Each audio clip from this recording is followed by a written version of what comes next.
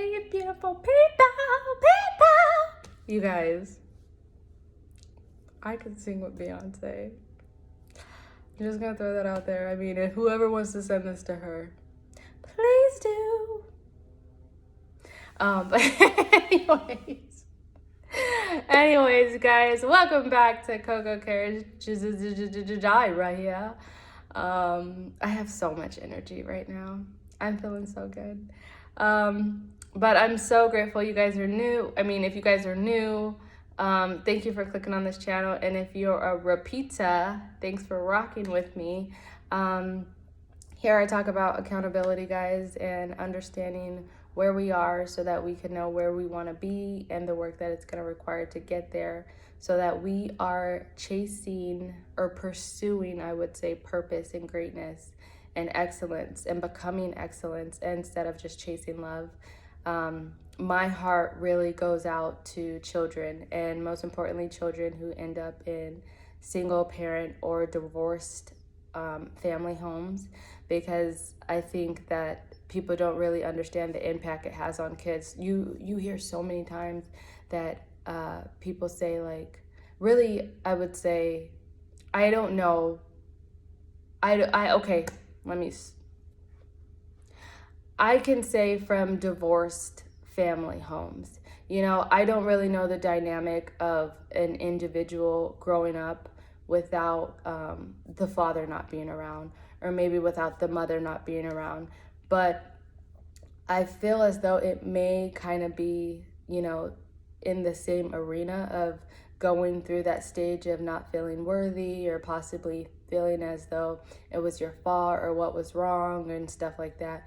But I do speak from divorced family homes, because my parents were married for 15 years and then they divorced when I was in high school.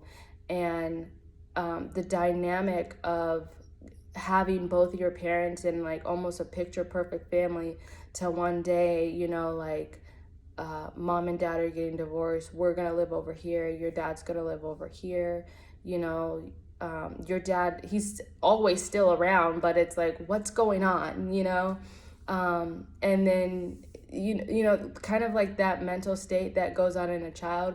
You hear so many times that people say, like, oh, just do what you have to do, and the kids will understand, or the kids don't even understand, or kids will bounce back, or blah blah blah. But I'm like, yeah, they'll bounce back if they're like 3. Like when they're like 15, 16, ain't nobody bouncing back. Like, we want to know what's going on.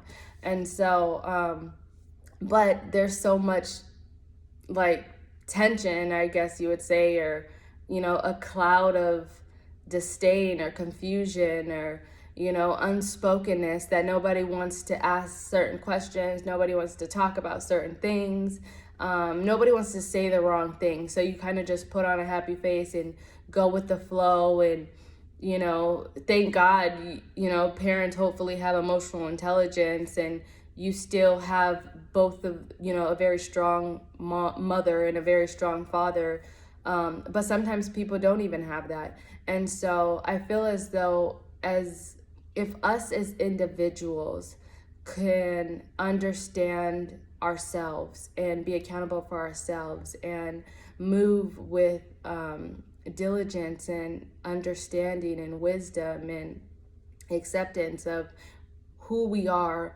where we are, and where we want to be, then I think it's going to pave a greater and a brighter future for our children. Because if we're out there just chasing love and trying to be accepted and trying to be validated and trying to be found by a man or found by a woman or whatnot, a lot of times we compromise our morals and our values and our standards, and every God-given good thing that he put in us to make right decisions for another human being, who you shouldn't even be worried about them accepting you. You should be worried about Christ accepting you. And we go and we compromise all those things to, find a short-lived love that doesn't last. And, things happen, and all of a sudden we have children, and now it gets real, and now we need to figure it out. And the person who suffers from that is, yes, the adults, but you chose that, but it's really the children. And then they have to grow up with you having not really lived yet and still trying to be in your prime, or you like, it's just all these things. And so I feel as though if I can do my part in helping people understand, or I want to say walk in a healthy mindset, walk in a sober mindset. I think that I'm doing my part to help children because I love children, and I believe that they're the future, and I believe that they are the ones that should not be paying for our ill-guided mistakes. And so that's what this channel is about. If that means anything to you, I appreciate you sticking around and subscribing, sharing, liking, all that jizzy jazz.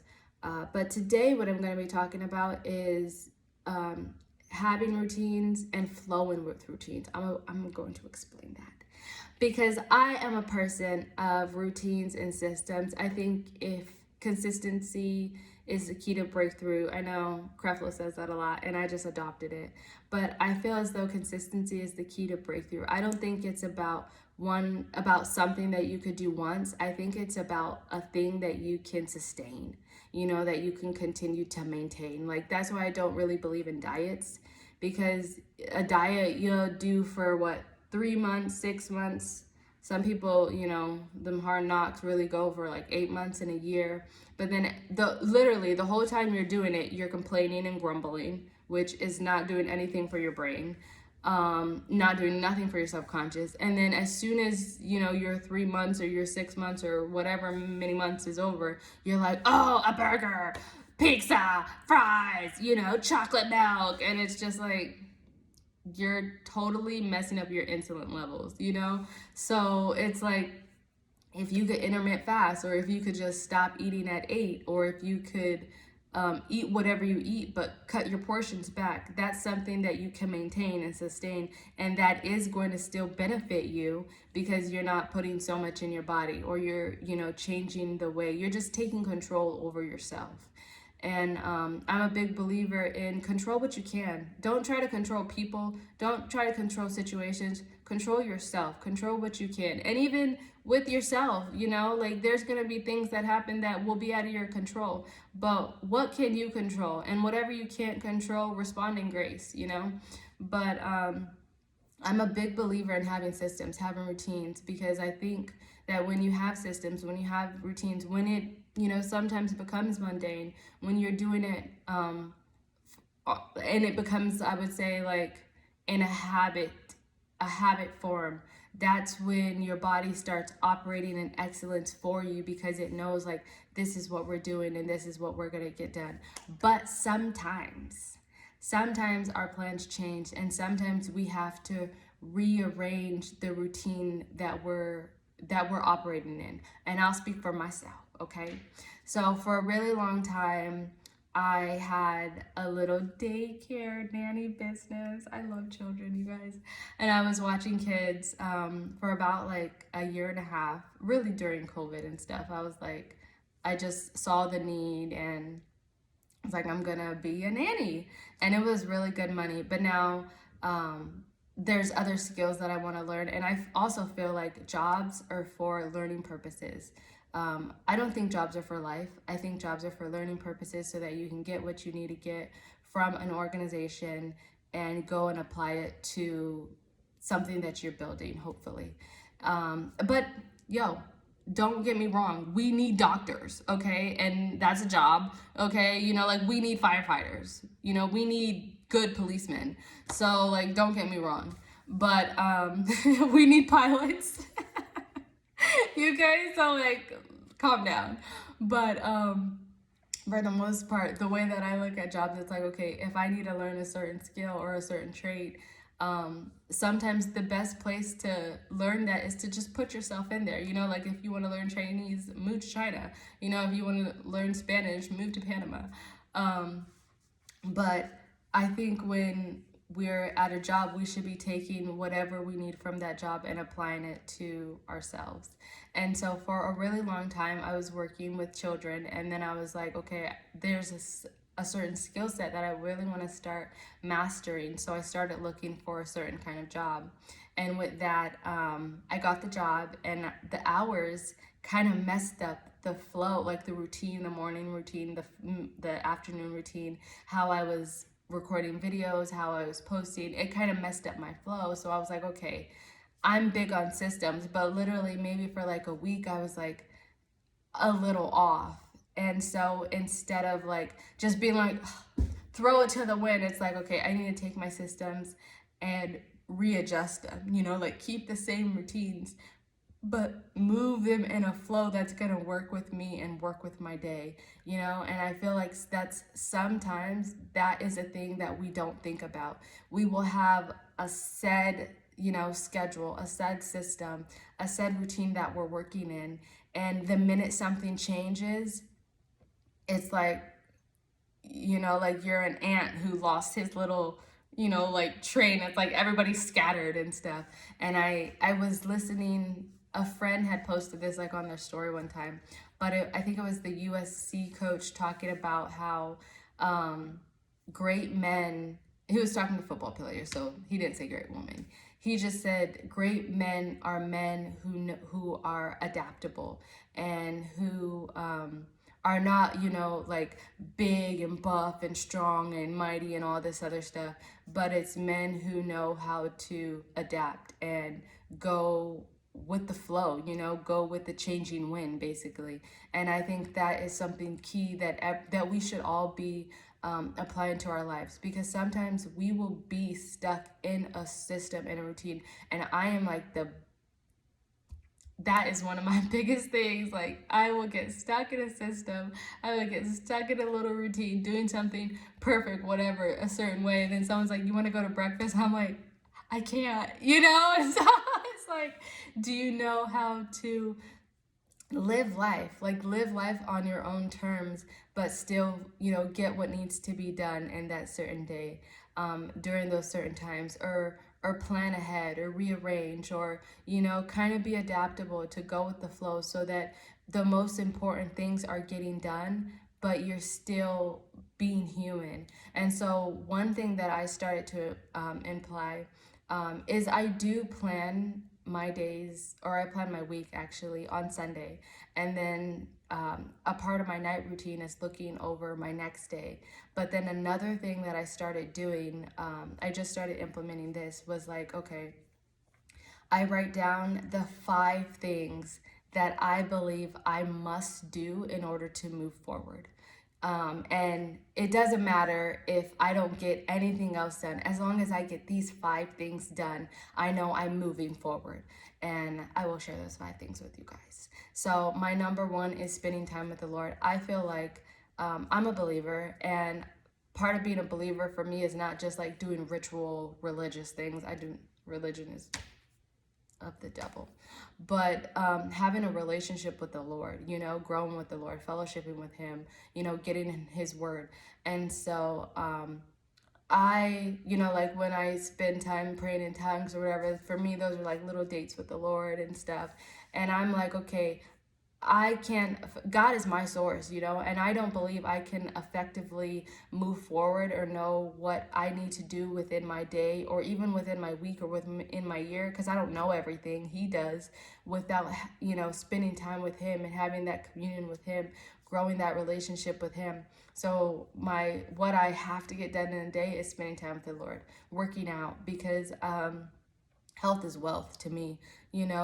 If it doesn't matter for me, I'm like, it doesn't matter what size you are, as long as you know that you're taking care of your physical health, your active health, your gym time, your eating, and you're being good to your body. You could be the biggest person in the world, or you could be the smallest person in the world. But if you're healthy, I think that's what's key. Reading, I'm really, really, what else I forgot the word. The word literally just left my mind. But I'm really keen on, reading and intellectual knowledge, and growing yourself, and just, spending time strengthening your mind, I would say. And so I feel like that's a key component to anybody who wants to grow, or really anybody who wants to get out of their head. Just reading and spending time with yourself. Spending time loving yourself, loving your mind. My skincare.